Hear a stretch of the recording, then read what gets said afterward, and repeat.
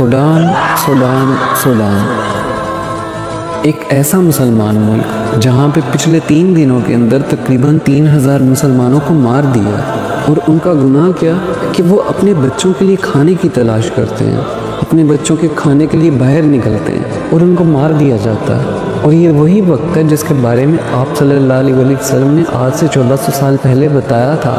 آپ صلی اللہ علیہ وسلم کی حدیث ہے کہ مجھے میرے خدا کی قسم، وہ خدا جس کے ہاتھ میں میری جان ہے، کہ قیامت تب تک نہیں آئے گی کہ جب تک ایسا وقت آ نہ جائے کہ مارنے والے کو یہ نہ پتا ہو کہ وہ اسے مار کیوں رہا ہے، اور مرنے والے کو یہ پتا نہ ہو کہ اسے مارا کیوں گیا۔ جیسے آج سوڈان کے اندر لوگوں کو ان کا جرم نہیں پتا، غزہ کے لوگوں کو ان کا جرم نہیں پتا، لیکن پھر بھی ان کو مارا جا رہا ہے، ان کو قتل کیا جا رہا ہے۔ لیکن فرق یہ ہے کہ غزہ کے اندر ظلم کرنے والے یہودی ہیں، اسرائیل ہے، لیکن سوڈان کے اندر ظلم کرنے والے مسلمان ہیں، یو اے ای ہے۔ یو اے ای سوڈان کے باغیوں کو اسلحہ فراہم کر رہا ہے تاکہ وہ سوڈان میں سے ان کو سونا نکال کے دے سکیں۔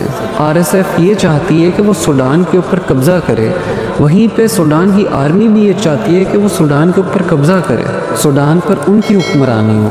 لیکن ان دونوں کا آخرت میں گھر صرف اور صرف جہنم ہے، کیونکہ آپ صلی اللہ علیہ وسلم کی حدیث ہے کہ اگر 2 مسلمان گروہ آپس میں لڑیں صرف اور صرف اس دنیا کے لیے، اس دنیا کے مال کے لیے، تو آخرت میں ان دونوں کو جہنم میں ڈالا جائے گا۔ تو ایک صحابی نے آپ صلی اللہ علیہ وسلم سے پوچھا کہ آپ صلی اللہ علیہ وسلم، مارنے والا تو جہنم میں جائے گا لیکن مرنے والا کیوں؟ تو آپ صلی اللہ علیہ وسلم نے فرمایا کہ جو مرا ہے وہ بھی تو اپنے بھائی کو مارنا چاہتا تھا۔ ان دونوں کا حشر قیامت کے دن صرف اور صرف جہنم ہے، جہنم کی آگ ہی ہے، اللہ کا عذاب ہے۔ لیکن ہم کہتے ہیں کہ ہمارا اس جنگ سے کیا تعلق ہے؟ نہ تو ہم یہ جنگ لڑ رہے ہیں اور نہ ہم یہ جنگ جیت رہے ہیں۔